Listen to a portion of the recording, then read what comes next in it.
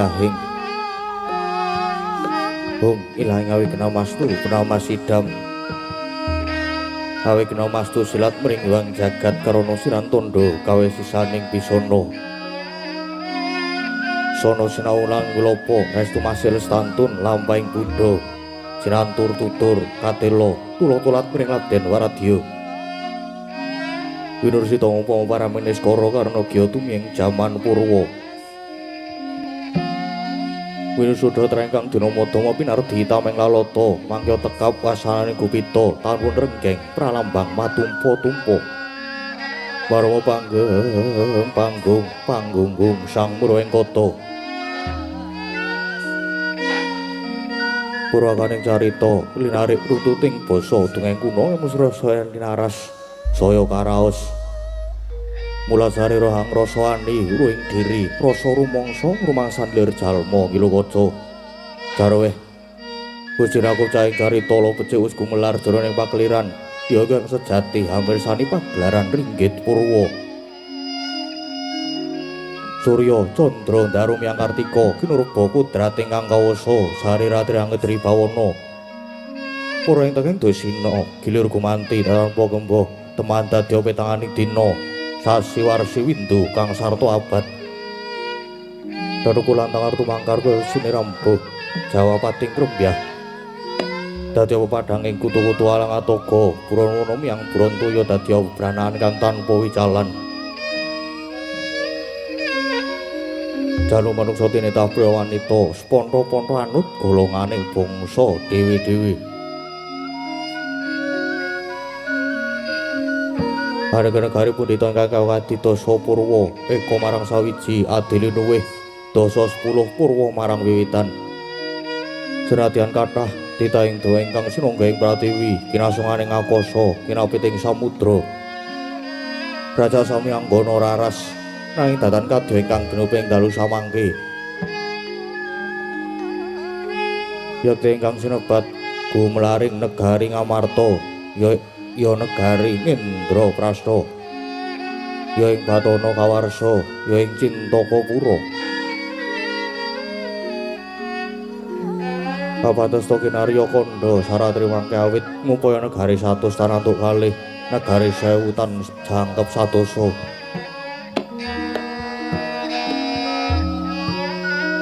dasar negari ingkang panjang punjung pasir wukir loh jirawi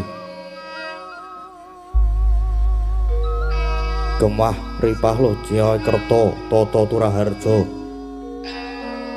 tur dasar para kawulane sadaya samya sayek saeka kapti akarya luhuring nusa bangsa lan negari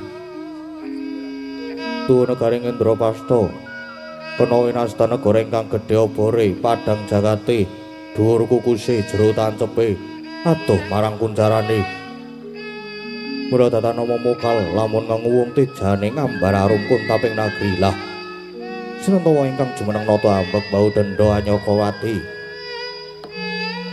yakti aja juluk Maha Prabu Puntadewa ya Prabu Yudhistira ya Prabu Darmakusuma Darmawangsa ya Sang Dwija Kangka ya Sang Ajata Satru Narendra ingkang berbudi pawelaksana tur ambek angayomi dharma angayomi agami suci angayomi para kawula kang sami angreksa raharjaning negari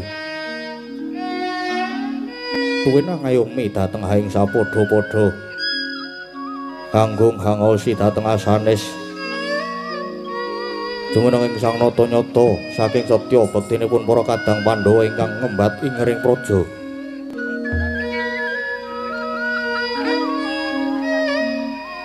kapungkel semanten kawibawaning praja awit lamun to ginunggung nadyan saratri tanana pedhote nujuri sajuga sang nata kepareng miyos tinanggil mungguing sitinggil binaturata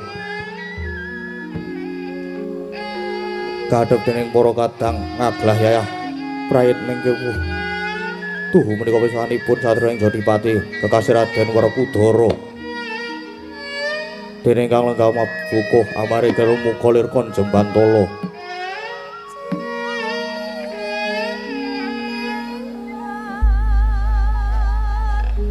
tuh menika piswanipun Sang Pamadya Satria ing Madukara kekasih Raden Harjuna ya Raden Janaka ya Raden Permadi datan kantun piswanipun satriya kembar kemanikan niki Raden Nakula saha Raden Sedewa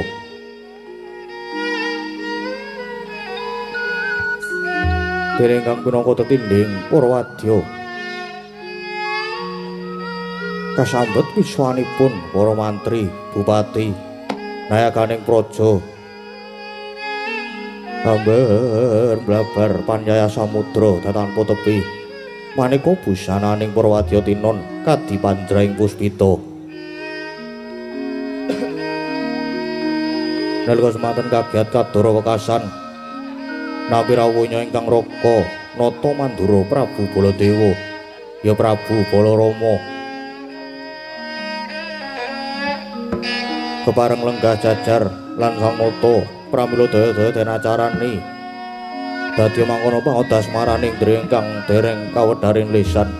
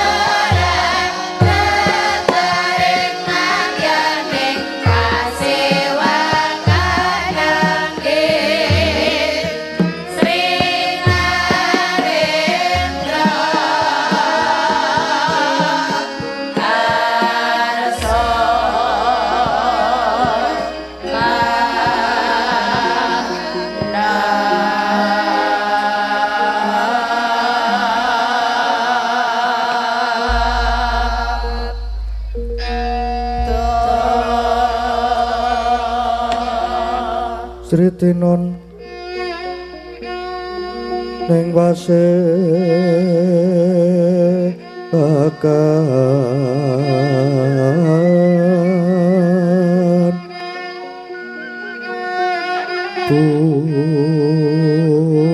busana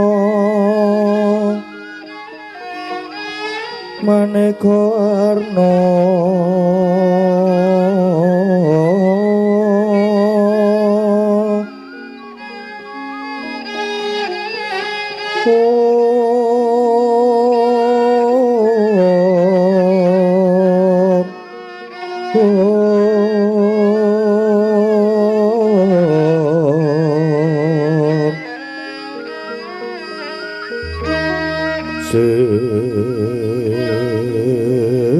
Sepak puspiteng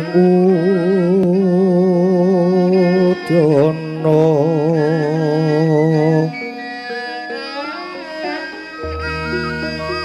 yang panjara sarwara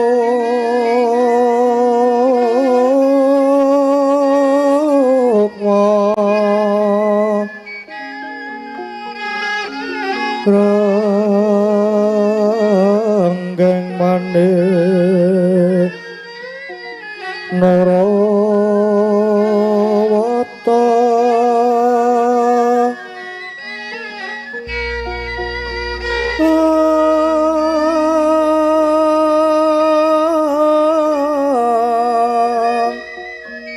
ana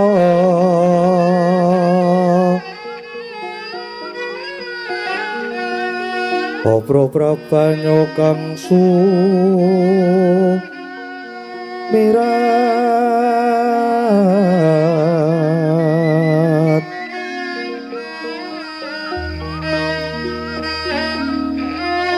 kenyaring deca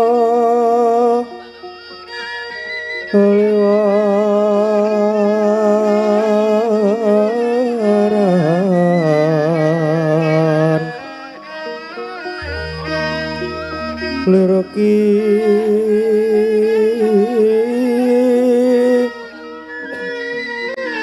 laci siring dade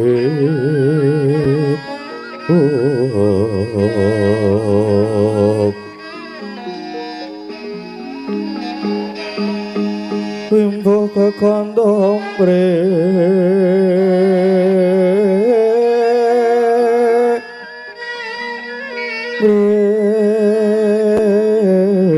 ingin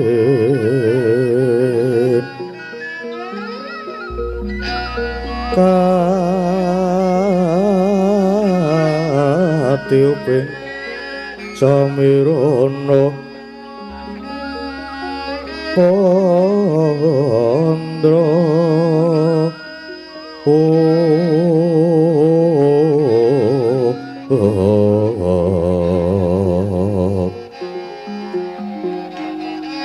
sabaran mangambar kunges ngepeki madyaning paseakan tandya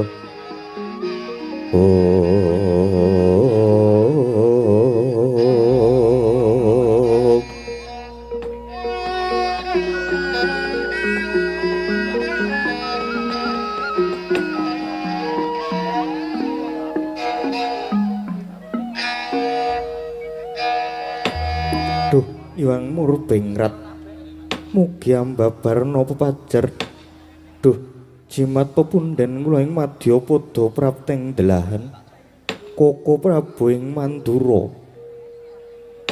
Dereng dangu rawuh paduka sasampunipun lenggah kanthi prayogi. Kepareng uri paduka ngaturaken pambagya panakrami tuwin sumengkeming pabekti kula mugi kunjuk wonten sandhap pepadanipun jeng Koko Prabu ing Mandura. Koko Prabu jagat dewa Bathara. Yai, sakalangkung kecadhong kanthi asta kekalih kawontenaken wonten ing Praraja kacancanging puncak ing weni. Paring pambagyanipun Yai Prabu ingkang rumentah dhateng Rakanto Mandura. Lan inggih pamujinipun Yai Punta kasambuh Pengayomaning Hyang Agung lulus Raharja praptanipun ingkang Raka boten manggih alangan setunggal menapa. Kejawi saking menika astutinipun ingkang Raka sayogi katur wonten ngersane Yai Samyaji. Gurawalaning penampi kula paring pangestawanipun Koko Prabu sangit kula pundi saengga jimat paripih samangke mugi kaskecakno anggen pinarak lenggah Koko Prabu. Yai nggih. Sampun boten kirang prayogi. Wah. Baladewa kakangku. Sarawuhmu aku ngaturake basaku lan bektiku katur ngersane Baladewa kakangku. Kadhahipun Kakang Yai Werkudara ngaturake pangabekti banget dak tompa karya bombong penggalipun Kakang. Pasturipun Kakang wae tumrap marang Si Adi Werkudara. Yo. Tak pundi dadi jimat. Nadyan kula semanten ugi Koko Prabu ing Mandura. Rawuh paduka keparengipun Arjuna ngaturaken sumengkeming pangabekti. Kadhahipun Kakang Dimas Jaraka banget tak tompa andhae ana teguh kayuwananing pun Kakang. Astutinipun Kakang wae gage tampanana Yai. Nuwun kapundi wonten ing mestaka mugi ndadosna jimat paripih. Nadyan ingkang rai kembar rawuh paduka Koko Prabu ing Mandura ngaturaken pangabekti Koko Prabu. Yai kembar wis tak tampa ndadekke gumbiraning manah. Duh Koko Prabu jimat pepunden kula. Bingaing manah persasat kadidene kejugrukan wukir sari klebaning samudra madu. Inggih awit rawuhipun jeng Koko Prabu. Krana anggen kula ngrantu rawuhipun Koko Prabu pindha ngentosi kumambanging Sila Kresna sileming baeta gabus. Awit nalika Koko Prabu dereng rawuh raos sing manah kula peteng dedet liwengan pindha bangun kasaputing lebu. Nanging sasampunipun Koko Prabu rawuh minangkani menapa ingkang dados panyuwun kula. Biar padang trawangan raos sing manah kula pepindhanipun kadidene lumampahing wanci panglong kepapak obor 1000. Krana saking pandugi kula inggih namung Koko Prabu ingkang saged minangka dados pepajar pepetenging manah kula. Ingkang mekaten Koko Prabu saestu diagung pangaksaminipun bilih rawuhipun Koko Prabu ing Mandura sanget kula pondhongi mangersa Koko Prabu ing Mandura jagat Dewa Batara. Yai diagung pangasaminipun Yai Prabu dene semuran datanggen kula minangkani menapa ingkang dados pamundhutipun Yai Prabu. Lajeng cumadong dawuh Yai wonten wigatos ingkang kados pundi? Lan menapa ingkang dadosken duh kita ninggalih Yai? Mbok bilih saged kawedharing kathah soe lajeng kula aturi mbabaraken ingkang Raka sampun sumedya nilingaken karna manglungaken jangga murih terwaca anggen kula nampi sabdanipun Yai Prabu. Yai Prabu ing Amarta. Anjra ingkang puspita rum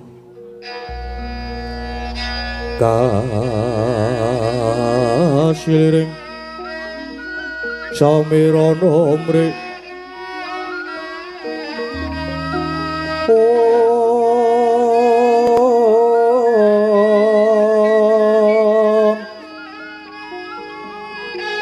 Sekar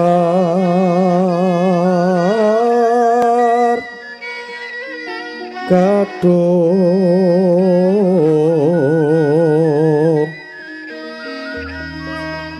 ko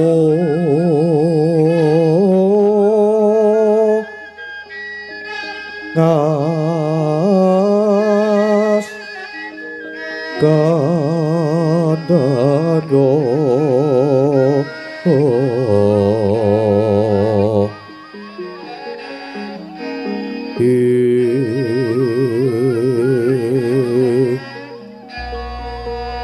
maweh raras retnaning griya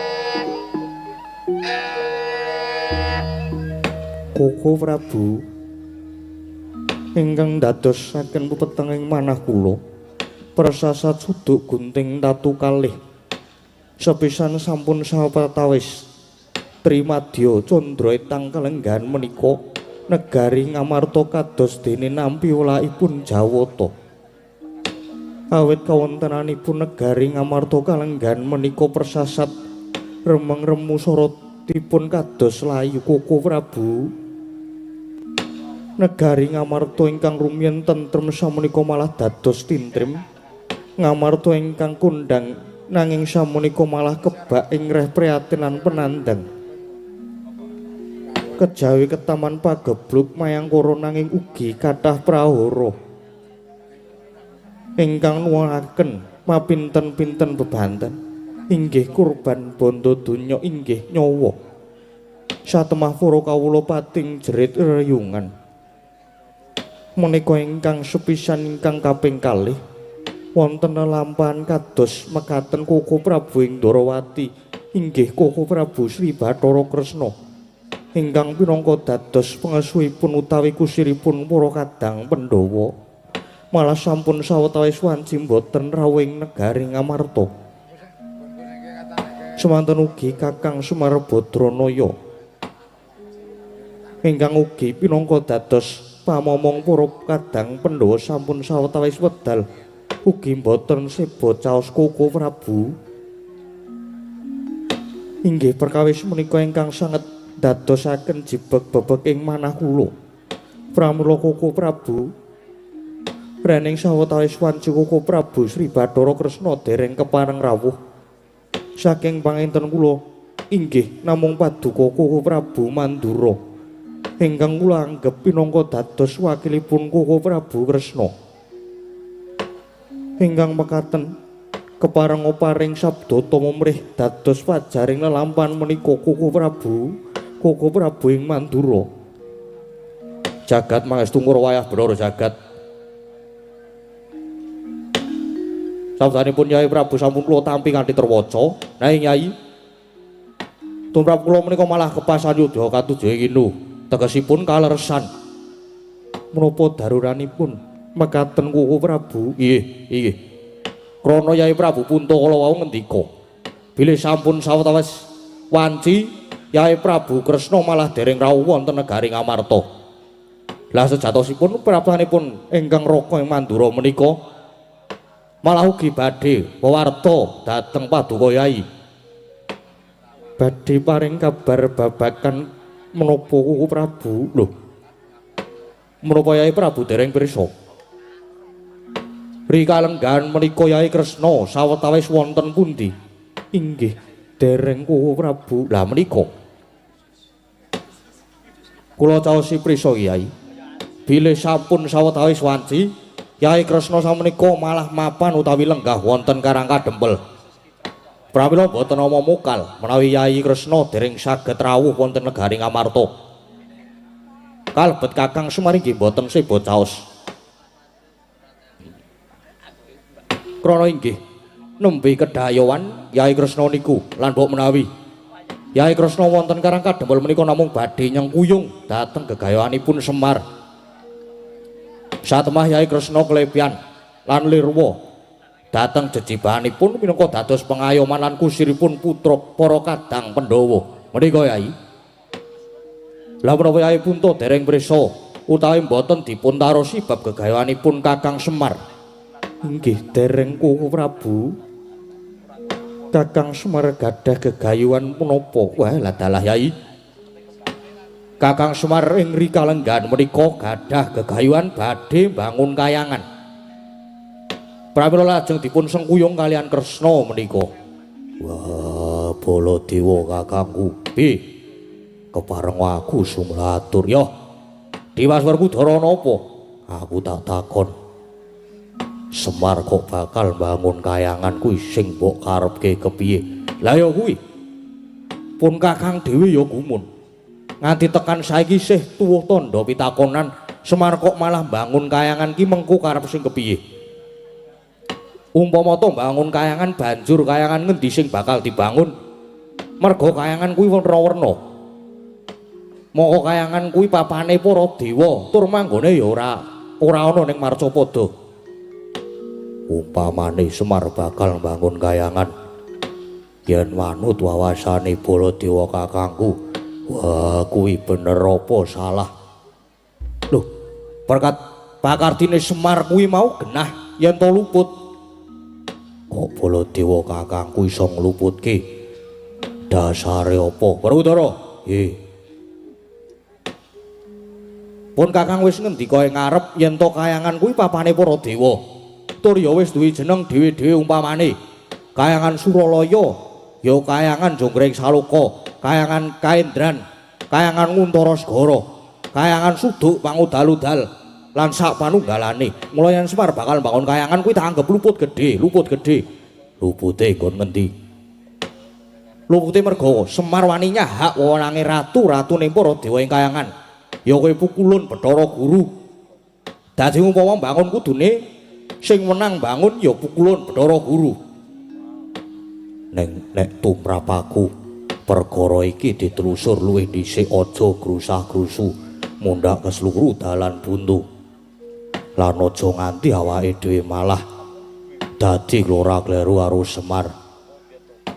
Ya nek sing dikarepke Semar bakal bangun kayangan kuwi kaya sing dikarepke Baladewa kakangku. Lah nek dudu kepiye? Mula perkara iki awake dhewe kudu pratitis. Lan yen pancen ancas lan gegayuhane Semar kuwi tumuju marang kautaman kang migunani kanggo bebrayan agung. Wah, awake dhewe kudu sabiyantu lho. Lah kok malah arep dibantu kuwi kepiye to? Semar bakal bangun kayangan kuwi genah yen luput. Lah kok malah arep tok bantu kuwi kepiye? Durung karuan luput. Wong kuwi aja gampang nibake Cubriya, kudu ditelusur, ditaliti dhisik. Nek pancen Semar ancase becik kudu dibantu sautuhe. Ya sakaremu. Mengko dibuktekke wae, Yai Punta, Koko Prabu kados pundi? Sawun.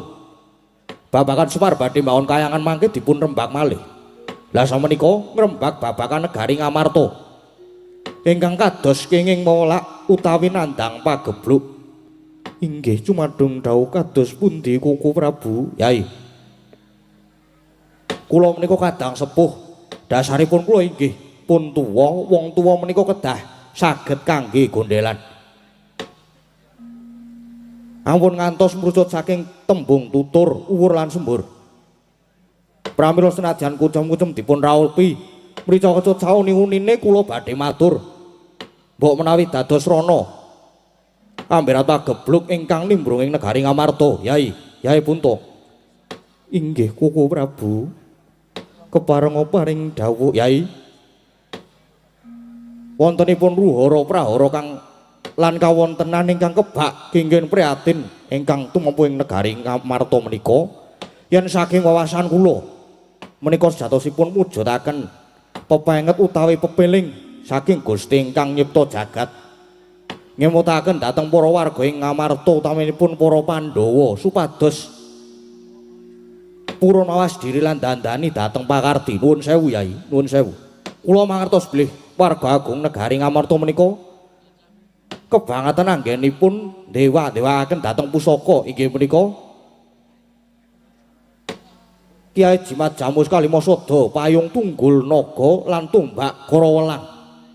Menika kesangeten nggone mundi-mundi nganti padha lali dhateng Panembah Jati ngiwakake nggone bekti marang Gusti merga padha nyembah kalian wujudipun pusaka ingkang dipun aji-aji kalian tiyang Ngamarta. Nyuwun pangapunten menika klentu klip lepat Yai lepat. Lan dosa ingkang boten saged pikantuk pangapura saking Gusti menika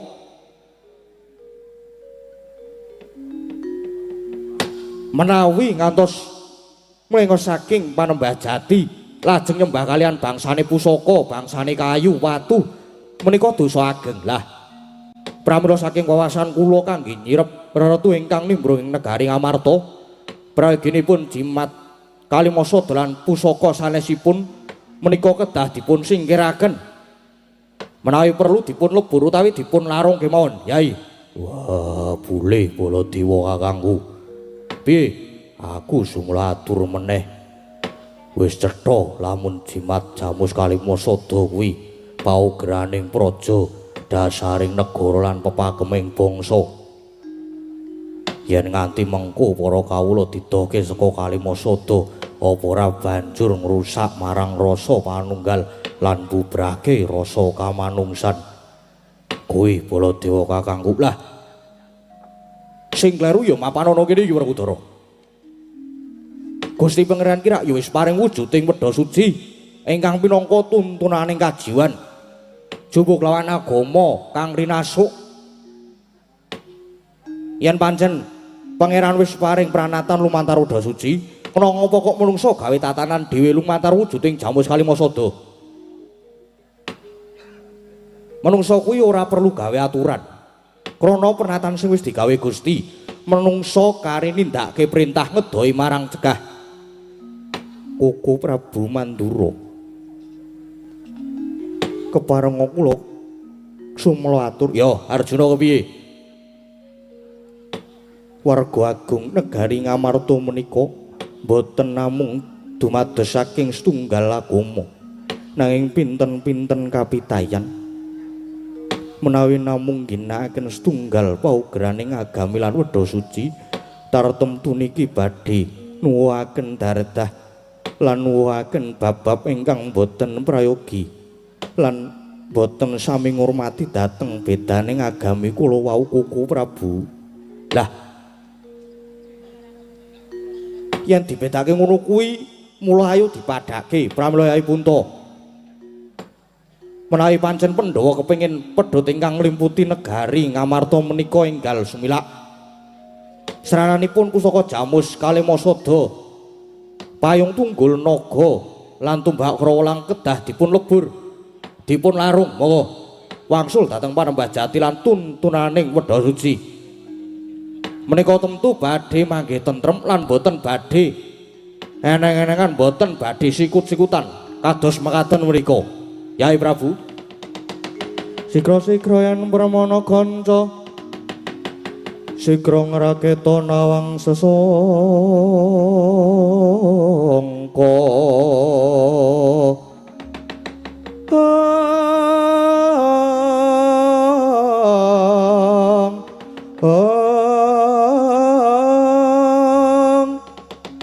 Goyang lenggahing Sri Nalendra ambek maros ing sang katriku mulung mangrempak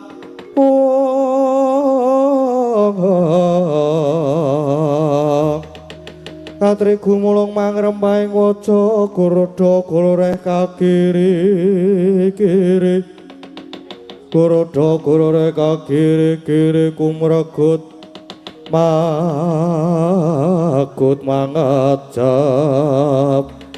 Oh wau to kadang-kadang pengantikanipun ingkang Rakanata Mandura Prabu Baladewa satemah karya legek jroning wardaya Sang Prabu Puntadewa.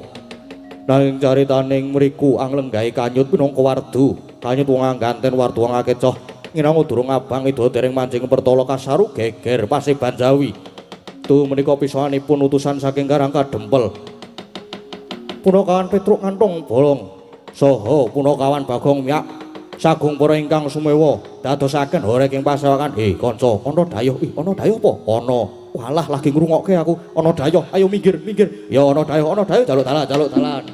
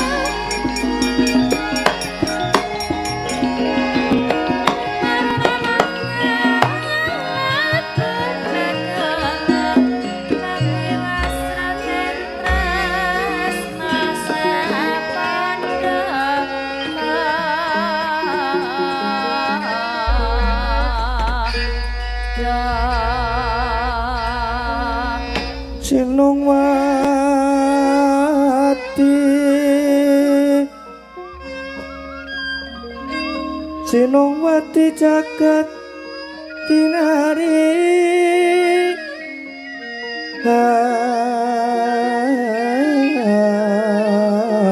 among mbak lumembak ombak ing samudra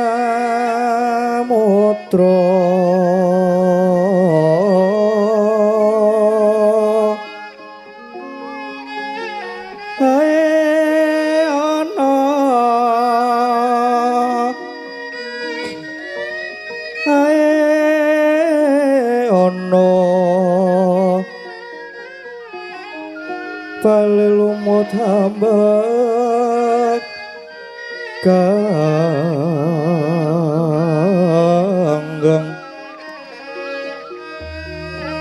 awito denceng-dencengan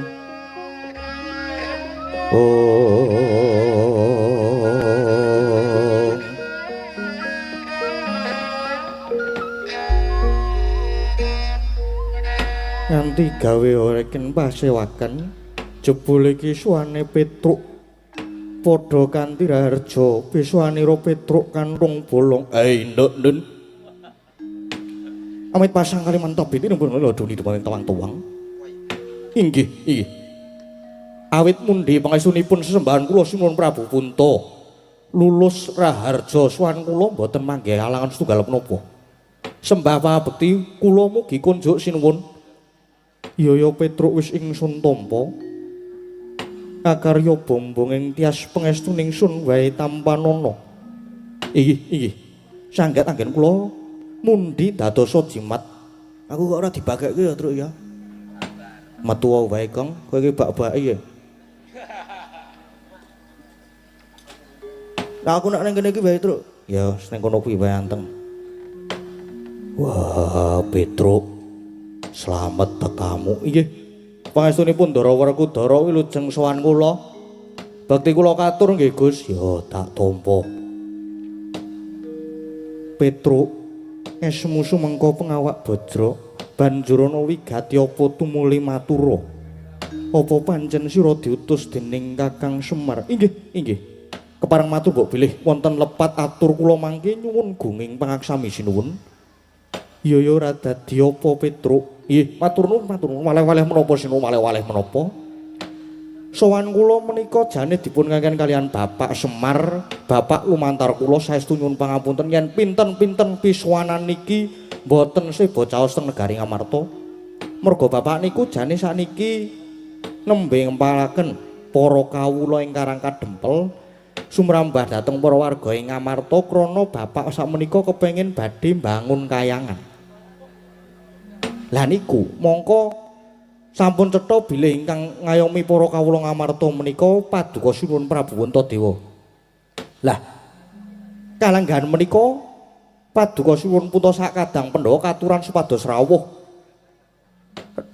rawuh wonten ing Karang Kadempel nanging sinuwun Punta anggenipun rawuh supados ngasta kagungan dalem jimat Kalimasada pamrihipun menapa? Supados para kawula niku enget dhateng dasaring praja eling kalian paugraning negara sabab Kalimasada ingkang kaperang dados gangsal inggih menika setunggal bab panembah nomor kalih menika apa ya Kusik bab rasa kamanungsan nggih napa mboten ya Petruk ingkang nomor 3 menika aduh lha iku maca ning omahmu apa ya manunggaling bangsa iki menapa mboten iya Petruk nomor 4 utawi nomor 5 menika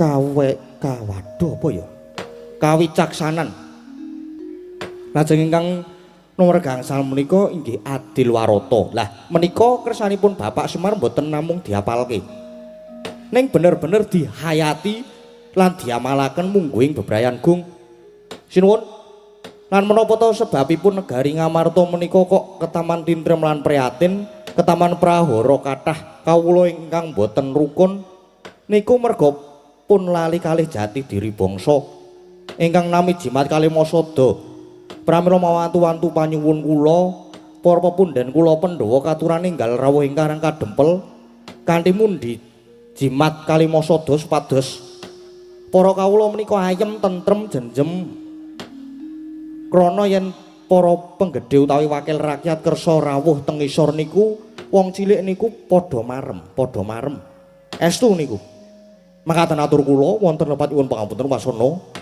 mugi dados penggalian lan kula nyadong dawuh pangendikanipun sinuwun Prabu Puntadewa. Wassalamualaikum warahmatullahi wabarakatuh. Yo Petruk nang sing gedhe pangapuramu mestine sira wis uninga kalamun kalanggan iki Pasyawakan Agung Kurawan Koko Prabu ing Mandura. Mongko katemben wae ngrembug babagan retu ingkang nempuh ing negara Ngamarta lan manut dawuh pangendikane Koko Prabu Baladewa. Ngamarta bisa sirep saka pageblug lamun para Pandhawa lan kawula Ngamarta gelem nyingkirake pusaka ya kuwi jimat Kalimasada tumbak Karawa lan payung tunggul naga. Lamun pusaka katelu kuwi disingkirake bakal manggih ayem tentrem Petruk. Pusaka tiga disingkiraken. Lho, disingkiraken pripun? Disirnake. Mboten digadhekke mawon. Nawi digadhekke kula diparingi separo. Ora Petruk. Lho tegese berarti dibuang, dicali, dilebur, dilarung ngaten. Ya mengkono kuwi Petruk. Sing ngendika ngoten niku sinten? Koko Prabu Baladewa. Jane le ngendika ngoten niku duwe pikiran mboten to? Nuwun sewu lan nyuwun pangapunten mboten kok ateges jenenge wong niku bekti utawi nyembah dhateng pusaka niku mboten. Nanging menika ngurmati dhateng para leluhur kina. Para pahlawan ingkang sampun yasa wujudipun pusaka ingkang endahipun kados makaten lha kok gledhek petele kok mung ngarep dibuang niku nalare pripun jane niku. Gek le mikir iki kepiye ngono lho. Mongko Pandhawa niku riyen le golek ya rekoso lho. Niki pinangka tandha sejarah lho niki. Mongko wong iki yen lali sejarah niku sami mawon kalih lali sumber. Mongko yen lali kalih sumber bakali ketiwasan. Mula jas merah. Jangan sekali-sekali melupakan sejarah. Jas merah Petruk. Nggih, jas merah. Menawi jas kuning menika benten melih punan. Ngaten. Nganggo wedha suci Petruk. Mongko Ngamarta niku kapitayane beda-beda. Yen namung ngangge wedha suci siji kira-kira trep napa mboten? Pripun? Mila bab menika kedadipun penggalih. Mangke nek jimat Kalimasada lan pusaka sanesipun badhe paduka caosaken dhateng Sinuwun Mandura. Ya yen niki Ratu Mandura asli. Niki nek gadungan pripun nek palsu? Pripun ora? Soale nek jaman sakniki niku sulap niku kathah. Sakniki nek mobil penyok niku diketok magic. Pun saged kathah magic lho sakniki. Magic kuwi apa Petruk? Magic niku sulapan utawi atraksi. Sakniki enten lho teng online ngaten niku sing jual topeng wujud manusia. Niku bahaya niku. Niku jenenge magic. Iya Petruk. Mengke kurang bejane malah Kalimasada terus didol digadhekke kepiye jal? Pripun? Mongko riyen pun ate digadhekke to? Petruk ora ngawur, mboten guyon sithik wae kok. Kau nek kejem-kejem ki. Niki lho anteng sing jak guyon wae anteng kok. Jenengan omong wae. Masake mas. Kau ngono wae. Mergo ngerti nek kringkiane Pandhawa niku mapan ning jimat Kalimasada niku. Ngati-ati ngatos-atos waton Prabu Puntaweswara ngastu Kalimasada Ngamarta gari ngrubuhke. Napa mboten bebayani niki mengke? Mila wonten tetembungan sedumuk bathuk senyari bumi. Gandeng jimat Kalimasada menika paugraning negari. Mulane ana wong sing arep nyirnake, lah mbok dewa mudhun to wis. Lah mbok Ratu Mandura sisan nek wani garusiku nek wani arep nyirnake kali Masada rawe-rawe rantas malang-malang putung tetep ajeng kula tabrak.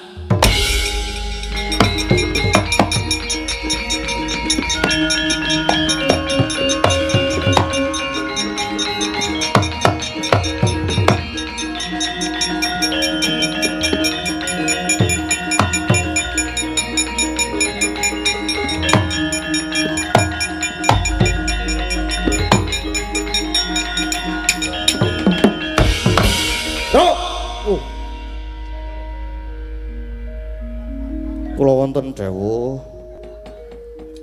saking jagat parasmane jajalan iblis lanat. Aku wis graito Pasawakan Agung sing wibawa kaya ngene. Janji ketekan dagelan elek kaya ngene iki. Nggih nyuwun ngapunten nggih. Ngadeg.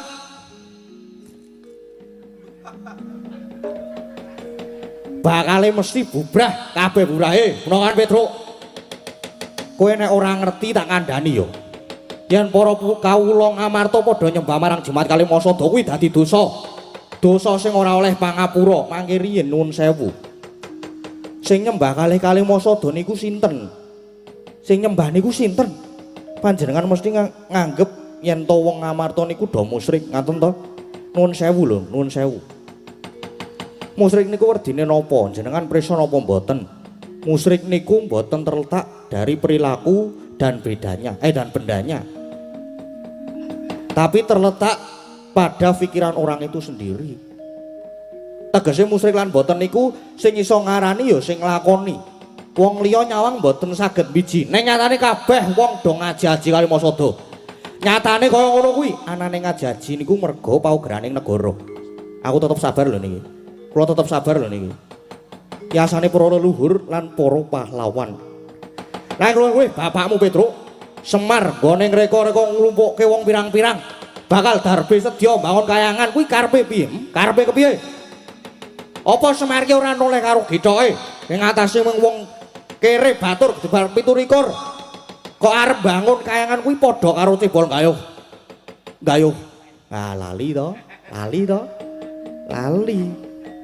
Mula nganu kula sinuwun atus-atus lho niki mengke nek gadungan barang nggih nek palsu nek magic iki kados nganu kedah taliti surtiti ngati-ati duga prayoga digawa ampun aja kaya bocah cilik kowe omongan apa kowe mboten kuwi Semar ki mung wong kere tak andani Semar ki wong kere wae dipangan angel paradene arep bangun kayangan ki Semar kuwi duwe pikiran apa ora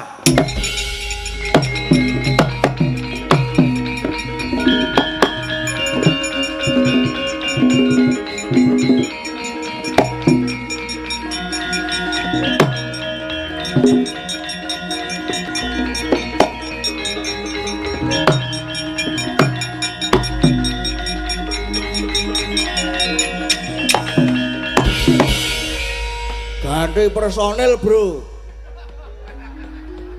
salin bubuane bol Prabu Bol lho bol ki sapa lah jenengmu ki sapa jenengmu Prabu Baladewa to diundang bol kok nesu ya nek rak ngono kuwi jenenge jangkar karo ratu ninggal tata krama ora ngajeni lho sampean ya ora ngajeni kok sampean ya ora ngajeni karo aku nuwun sewu pancen sampean ratu ning ratu rak nek apa jenenge rak ning Mandura ha to lemu dadi ratu nek teng mriki padha-padha daya padha-padha oleh wedang segelas kowe kok kemaki lho sampean wis wani ngelek Bapak Semar ki mung wong kere wong mung batur gedibal 17 lho perkara sampean ngelek aku ki ora apa ngelek Petruk karo Bagong ki ora masalah monggo nek wis wani ngelek Bapak Bagong sing ora trima Petruk barang jane ora trima ning ora wani arep dikepiye wae senadyan Semar ki wujude elok ning bapak ki sing wis ngukir jiwa ragaku mula wajib tak ajaji ning nyatane bapakmu ki mung batur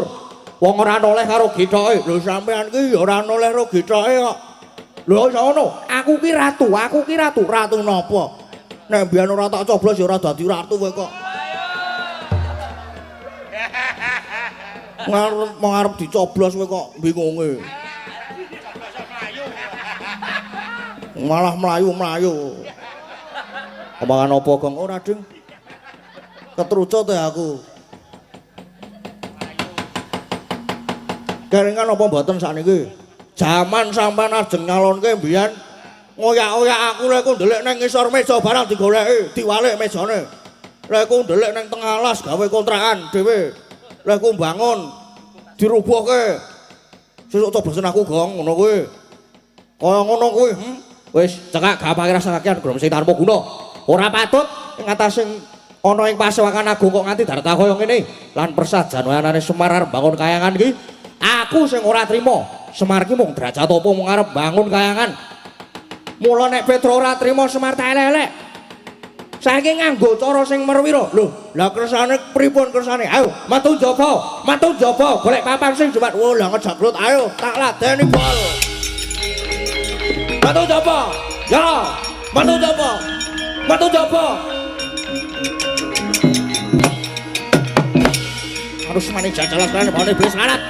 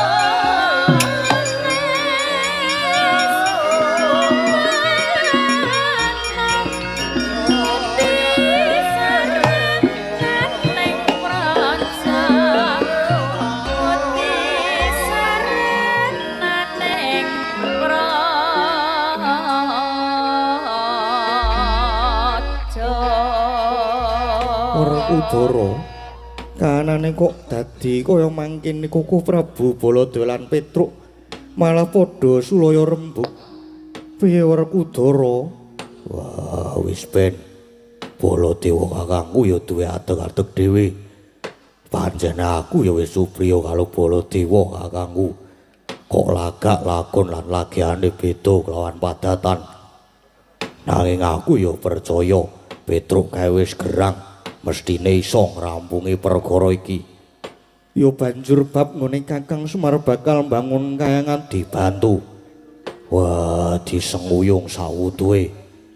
Ngelingono Semar ki momong para Pandhawa kuwi bebasan wiwit kuncung nganti gelung. Wis nganti ora bisa diitung lelabuhane Semar. Mula Pandhawa wajib bantu nek perlu Werkudara saguh dadi tombok.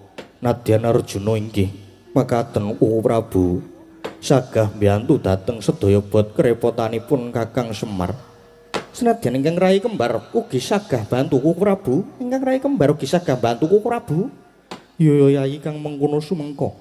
Yen kahanane ngamarta wis ayem tumuli tedhak ing Karang Kadempel Yayi. Nanging saiki si adi wae supaya metu njaba awat-awatono Petruk lan Bagong. Lan Koko Prabu ing Mandura ingkang wigati para kawula kang ora ngerti marang pojok lereting lelakon aja nganti kasempyok Yayi. Ya aku njaluk pamit. Kula inggih nyuwun pamit Koko Prabu, nyuwun pangestu Yayi. Surtiti ngati-ati lan aja nganti cidra ing ubaya ya Yayi.